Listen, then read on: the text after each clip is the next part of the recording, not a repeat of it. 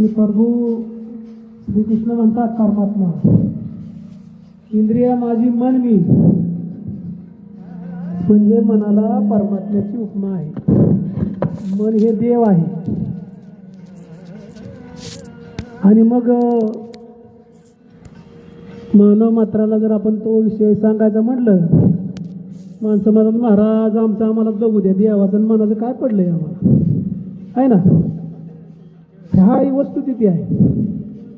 परंतु शरीर आणि मन याचा जवळचा संबंध आहे. सगळ्यात जवळचा मित्र आपलं मनच आहे आणि सगळ्यात जवळचा शत्रू हे मनच आहे. म्हणून परमात्मा म्हणतात, अरे अर्जुना, मन हे मजपासून परी असे मायाधीन, मना आकळी ऐसा कोण योग्य नाही. मनाला आकळणारा योगी अजून जन्माला यायचा आहे म्हणजे, पण आपल्याला मनाला आकळायचं. आणि म्हणून मन आहे बघा, मन करारे प्रसन्न सर्व सिद्धीचे कारण. आणि ज्यावेळेस मन प्रसन्न होईल त्यावेळेस खऱ्या अर्थानं आपल्या योगाला किंमत येईल, डबल फायदा होईल.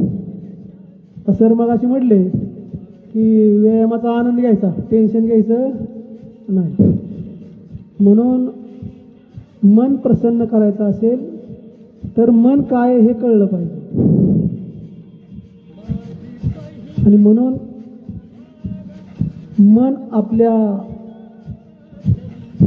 शरीरात कुठं राहतं, कुठल्या ह्याच्यावरती राहतं ते आपल्याला माहीत नाही. मनाची देवाची जवळचा संबंध आहे. गेल्याच वेळेस सांगितलं होतं मी,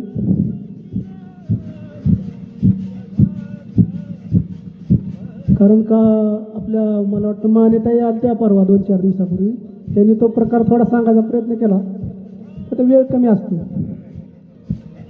आणि मानव मात्राला हा ऐकायला जरा जड वाटतं. ते आपल्या उपयोगाचं नसतं ना, पण खरं त्याचाच उपयोग आहे.